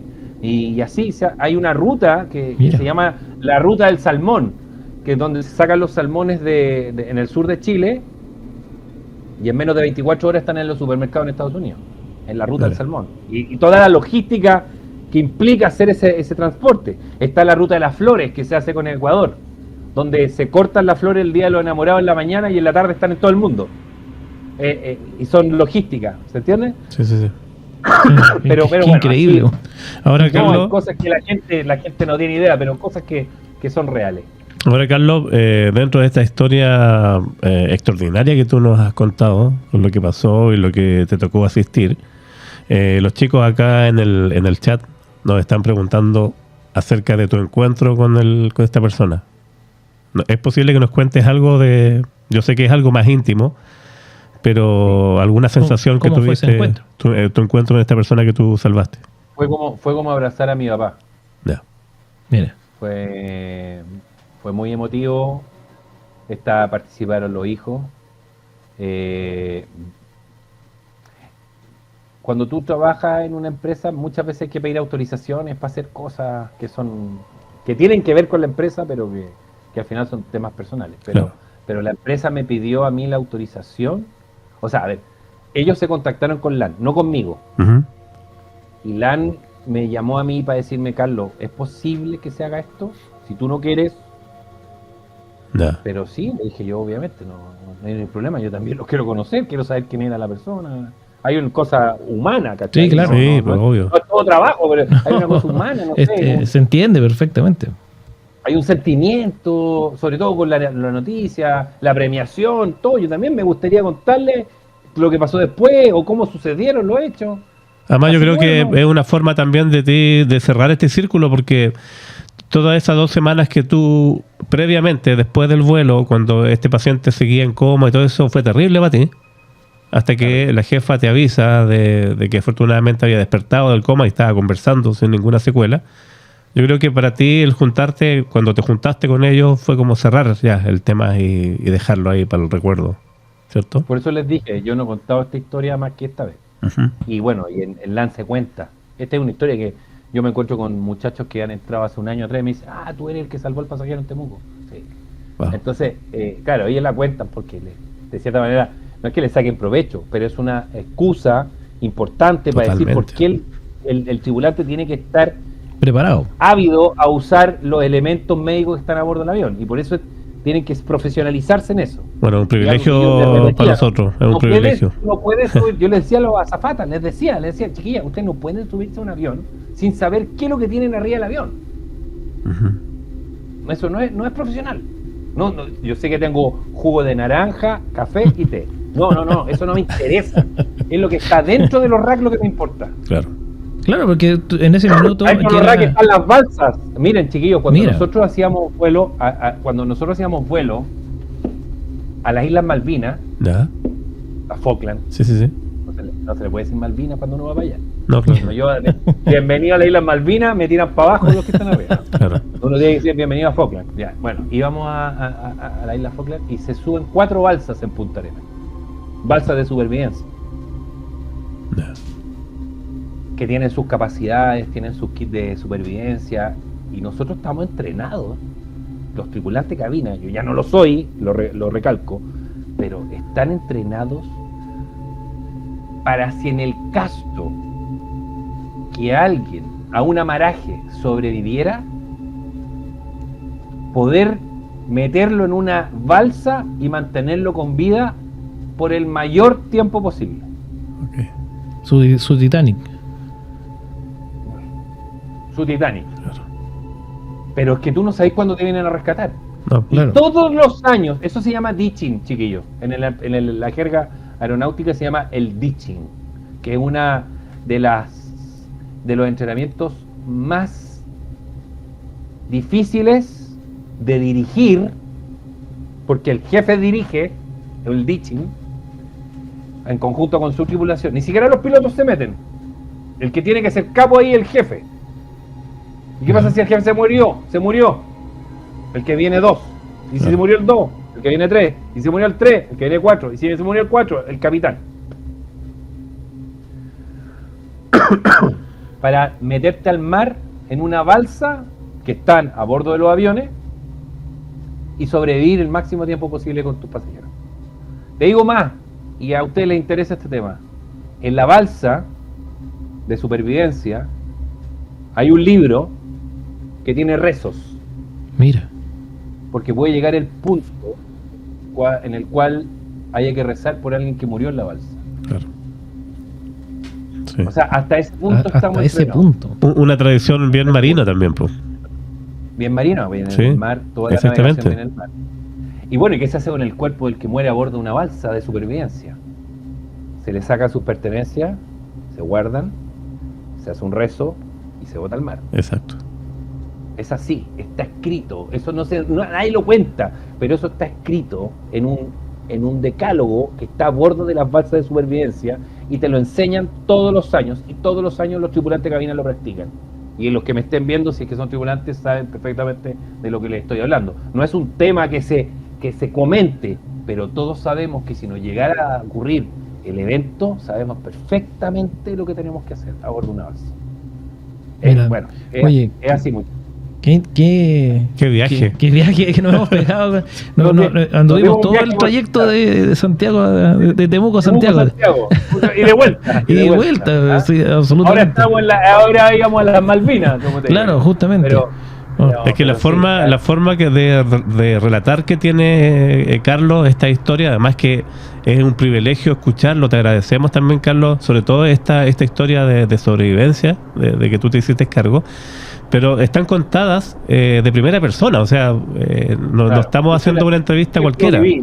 No me lo contaron a mí, yo soy el que he vivido esta experiencia, he hecho ditching, he estado a cargo de tripulaciones que están haciendo entrenamiento de balsa en años consecutivos. Cuando te nombran jefe de cabina, te apretan un poco más, para que se entienda el concepto. Como cada jefe tiene una responsabilidad adicional. Hay un término que se llama, el término es pericia. Claro. Tú tienes que demostrar pericia para ser jefe de cabina. Y los jefes, cuando uno ve una jefa en un avión, no es cualquier persona. No. Literal, se lo digo de corazón. No es cualquier persona. Es una persona que está total y absolutamente convencida de entregar su vida si fuese necesario por los pasajeros. Y tomar decisiones extremas. Que te sirve el cafecito, que te dé buenos días, que de repente anda pesada porque somos humanos, y anda cruzada porque en su casa peleó con el marido, o qué sé yo, los niños, hay uno enfermo y tiene que estar volando esa noche de Navidad, y le tocó, ¿cachai? Pero esa jefa de cabina que está a bordo de ese avión tiene años, sobre todo los que vuelan en aviones más grandes. Ojo, porque los aviones más chicos no significa que tengan menos experiencia. Hay jefas de cabina en los aviones chicos que vuelan acá en Chile que tienen 30 años volando y tienen 30 y tantas revalidaciones en el cuerpo. O sea, 30 y tantas veces han rezado porque te pusieron un pasajero muerto arriba de una balsa de supervivencia. Claro. Porque se entrena, chiquillos, se entrena y se hace una especie, no te voy a decir show, pero se hace una imitación de lo que podría ser la realidad en una balsa real, en un lugar que se llama mock-up, donde está la balsa y te hacen meterte a esa balsa y actuar como que estuviera pasando el hecho, con una inspectora de la DGAC detrás tuyo que está viendo si lo que estáis diciendo o no es lo correcto. ¿Para qué? Para que tengáis tu licencia, ¿se acuerdan? Sí. Ese es el nivel de profesionales que hay. Sí, buenísimo. Sí. Yo no voy a hablar de los pilotos porque los pilotos están en un nivel... Mira, aquí están los tripulantes y para mí los pilotos no son dioses, pero la responsabilidad que tiene ese weón adelante es tan grande que por eso ganan plata, para que la gente entienda. Sí, un piloto gana bien, pero ¿por qué? Porque tu vida va en las manos de ese gallo. Claro. Y yo confío plenamente en el que va adelante, como el que va a cargo de la seguridad de los pasajeros atrás, pero el que va adelante, mirando para adelante y llevando el avión, es el cerebro de todo. O sea, si ese piloto no hubiese hecho ese cambio de actitud, yo me voy a la cresta. Claro. Qué tremendo equipo. Y qué detalle, porque tú relatas, Carlito, ¿no es cierto?, que al momento de sentir este movimiento, eso te da como un espaldarazo. Me hizo así, vamos. Claro, vale, una cosa tan... contigo. O sea, confió a ojos cerrados de lo que le dijo su equipo, su jefe que iba atrás conmigo. Qué buen mensaje. Sí, porque podría haberlo cuestionado. El hombre podría haberlo cuestionado y haber dicho, oye, no. Hay un dicho muy antiguo, y a ver si me lo entienden, y muchos que son quizás pilotos acá, pero hay pilotos que vuelan para adelante y pilotos que vuelan para atrás. Claro. ¿Ya? ¿Cómo es? Es complejo explicarlo, pero hay pilotos que vuelan para adelante solamente, que no les importa lo que está pasando atrás en la cabina. Para eso tengo al jefe que se encarga. Pero hay pilotos que vuelan para atrás, dicen. Claro, el piloto que vuela para atrás, el que está preocupado de todo lo que está pasando atrás, para que lo que está haciendo hacia adelante funcione. ese piloto que yo tenía ese día volaba para atrás. Porque cuando yo entré y le dije, devuélvase, declare la emergencia, ni lo dudó. Años después, en un meeting que tuve con este piloto, me decía que esa vez había sido la primera vez que a él le había tocado declarar una emergencia, porque su experiencia es esa. Yeah. Primera vez que me tocaba declarar una emergencia en vuelo, en su vida, en su carrera de piloto, comercial y militar. Y me decía, estuve 30 años esperando que me tocara ese evento. Wow. No. Ya sabía perfectamente lo que tenía que hacer, porque lo había revisado en su mente. Si alguna vez me toca una emergencia, ¿qué tengo que hacer? O sea, es lo mismo que le pasó al piloto que amarizó en el Hudson, claro, como lo hablamos en el principio. Sí. Él había estudiado mentalmente una emergencia y cuando le tocó actuar fue innato. No lo dudó porque ya lo había previsto. Eso en la aeronáutica se llama conciencia situacional, chiquillos. Eso es un término que se ocupa en la aeronáutica, donde uno mentaliza muchos de los problemas que podría tener tu resultado de actuar, ¿ya? Perfecto. Cuando los tripulantes están en un despegue, posicionados en su jump seat, y uno los ve que están sentados medio serio o de repente conversando con el de al lado, lo que está haciendo ese tripulante está trabajando mentalmente en el caso de que hay una emergencia en el despegue, o sea, está teniendo conciencia situacional de lo que debe hacer en caso de que el avión pare en el cabezal de la pista y el capitán me diga evacúen el avión. Eso es lo que está haciendo el tripulante. No está pensando que tiene que servir 200 cafés, ni media luna, ni calentar. No. Está teniendo un momento de conciencia situacional en un punto crítico, que es el despegue, el aterrizaje, cuando dicen, tripulación, próximos al aterrizaje, capitán, cabina libre, puede aterrizar, colgáis, conciencia situacional. O sea, estoy analizando todo lo que está pasando alrededor mío en caso de que tenga que actuar. Eso es lo que están haciendo. Qué importante lo que dices también, Carlito, porque en realidad, sí, pues yo creo que la mayoría de las personas tienden a pensar que la tripulación del avión es eso, como tráete la almohadita, ¿no es cierto?, servir el cafecito, claro, ¿verdad? Que oye, me hace falta una frazada, ¿verdad? Como que esas cosas, y en realidad como estamos hablando de quien te puede salvar la vida en el fondo. A mí me deja mucho más tranquilo el hecho de viajar ahora de aquí en adelante en avión, me deja mucho más tranquilo con lo que ya nos ha contado Carlos. Pero ya no está Carlito, ya. Pero ya a raíz de lo que pasó. Mi señora abuela desde la DECO y ella es más profesional que yo, compadre, porque tiene más años de experiencia. Obviamente los protocolos van evolucionando. Ustedes van evolucionando y cada año tienen que estudiar más, porque hay muchas cosas que se han incorporado que hace 20 años no estaban. Claro. Entonces hay que estudiar mucho. El tripulante estudia mucho. Lo pasa bien, llega a su hotel, se va a la playa, come rico y todo, pero cuando vuelve a su casa no es que no tenga pega, tiene que estarse actualizando. Totalmente. Porque todos los días salen instructivos nuevos, porque en Inglaterra, acuérdense que la aeronáutica es mundial. Sí. No es solo en Chile. Entonces, la norma nueva que sacó la FAA en Estados Unidos, la adoptan todos los que están asociados en el mundo aeronáutico comercial. Entonces, la OASIS, que es la que mantiene todo esto condensado, dice, todos los que están asociados a la OASIS tienen que seguir esta DAN, que así se llama. Entonces, esa DAN dice, esto es lo que se va a hacer ahora en el 321 desde el próximo mes. Y todo, tú tenés que estudiarlo, hacer un e-learning, aprobarlo, para que se adjunte a tu licencia. Okay. Entonces, el próximo año viene la prueba, y así. Y esto nunca para. Pues la aeronáutica todos los años saca cosas diferentes. Todos los años hay nuevos manuales, entonces el tripulante tiene que estar al día. Totalmente, porque si llega a esa reba y no aprueba, le quitan la licencia, pues. Y ahí sonaste. ¿Para qué te digo el piloto? O sea, si el tripulante tiene esa presión, el piloto tiene una presión terrible, porque la prueba de ellos es cada 6 meses. La del tripulante es cada 1 año. Entonces, cada 6 meses están entrenando.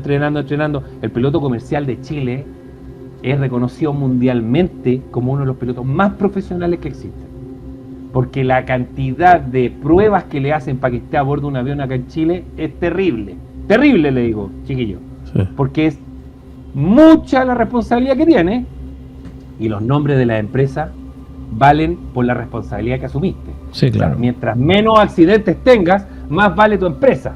Literalmente es así. Sí, claro. Entonces, LAN no tiene accidentes prácticamente en los últimos 20 años. Y si han habido uno que otro por ahí, pero son cosas pequeñas. Pero bueno, en Malasia se caen los aviones cada 2 días. Entonces, tú decís, puta, nos preparamos bien. Mira, hay un dicho que es estar siempre preparado para lo que nunca ocurre. Eso está... Eso es muy... eso es como, normativa. Como un tema de claro, la prevención, ¿no? La prevención. Nunca, prepárate para lo que nunca pasa, claro. Porque cuando pase y tú estés ahí, tenés que solucionarlo. Que te agarre preparado. Oye, eso, muchachos. Tremenda experiencia. Tremendo, Carlito. Bueno, quedamos nuevamente con temas. Me quedé con el del ómnibus. Sí, bueno, para el programa. Vamos a tener que hacer otro programa, Carlitos, pues, y vamos a andar preparándote. Vamos a tener que hacer otro programa. ¿Cierto? Porque... No, invitado para el estudio también acá, pues, a Viña. Exactamente, pues lo tenemos también invitado al estudio, a Carlitos, a ver si lo capturamos. Si lo capturamos, igual que pero tenemos pendiente el caso que te conté, que te mandé la grabación para que la escucharan. Sí, para aquí la tengo. La vamos a ver pronto. Y la hagamos próximamente. Prometido. ¿Ya? Comprometido entonces, Carlito, ¿cierto? Comprometido a otro programa. ¿Sí o no? Amigo, un gusto con ustedes. Gracias, Carlito. Compartir, comprometido totalmente. Maravilloso. Vamos a esperar entonces a nuestro querido amigo Carlito, que sabemos que tiene que también hay un compromiso ahora, así que tiene que partir, tiene que ir a salvar vidas, a esa onda. Pero la verdad de las cosas es que agradecido Carlitos de esta instancia que nos regalaste, esta historia maravillosa que nos tuvo así con los pelos de punta más o menos, todo este vuelo que nos pegamos. Hicimos un vuelo de Temuco-Santiago. El vuelo Temuco-Santiago duró 1 hora, el programa ¿cuánto duró? 1 hora justo, así que literalmente hicimos un vuelo. Fuimos y volvimos, ya. Una pata, acá en Chile no le decimos vuelo, le decimos pata. Una pata, Hicimos una pata. Gracias, amigo. Gracias, querido Carlito. Jorge, un gusto, como siempre. Y Felipe, también un abrazo grande para ti. Gracias, amigo. Igualmente, pues, querido amigo. Que estés muy bien. Chao. Muchas gracias. Ahí estaba entonces nuestro amigo Carlitos Chufardi, ¿no es cierto? Para los amigos conocido como el Chufa. Él, en verdad, esta tradición, esta historia, como tantas que tiene, ¿no es cierto? Nos dejó bastante impactados. Hicimos este vuelo, teníamos más historias ahí con los ovnis, qué sé yo, pero se nos va a repetir entonces el plato, ¿sí o no, querido Jorge? Sí, al igual que nosotros, aquí el chat de nuestro estreno está en llamas, así que sí, y por supuesto están pidiendo que lo tengamos nuevamente a Carlos Chufardi con nosotros. Así será, queridos amigos. Entonces, la verdad, las cosas es que nosotros quedamos felices con esta historia. Vamos a ¿cómo se llama? A por supuesto volver con Carlitos, porque esto claramente quedó pendiente. Así que, bueno, ¿alguna reflexión final, querido Jorge, después de este vuelo que nos hemos pegado? Yo me quedo tranquilo, como dije delante de la próxima vez que me toque volar. Ya sé que por lo menos acá en Chile son extremadamente profesionales y eso se agradece mucho, así que un saludo para todos los tripulantes, los pilotos que nos están escuchando, viendo en estos minutos. Me quedo tranquilo por poder viajar, así que sí. Yo tengo que decir que yo nunca he viajado en avión. Ya. No, conozco algunas situaciones, pero no... Te vamos a obligar entonces. Sí, oblígame, yo feliz. No tengo ningún problema. Yo hasta he salido del país en bus, que fome, pero bueno, que son cosas a las que te llevan, entonces uno ahí a caballo regalado, pues, amigo mío. Pero bueno, la verdad de las cosas es que una tremenda experiencia esta y tantas otras que tiene Carlos, como decíamos al principio, en una situación tan especial como es estar a 30.000 pies de altura, ¿cierto?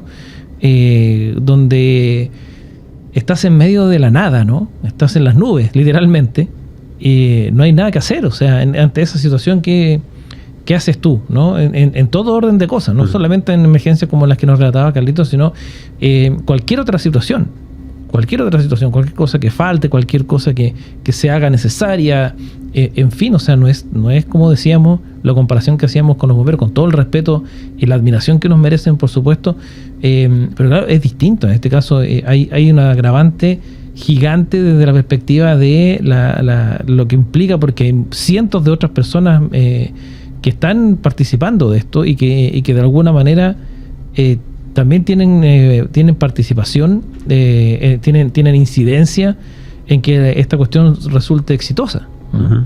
Entonces, en verdad, no sé, esa situación de tensión realmente impactante.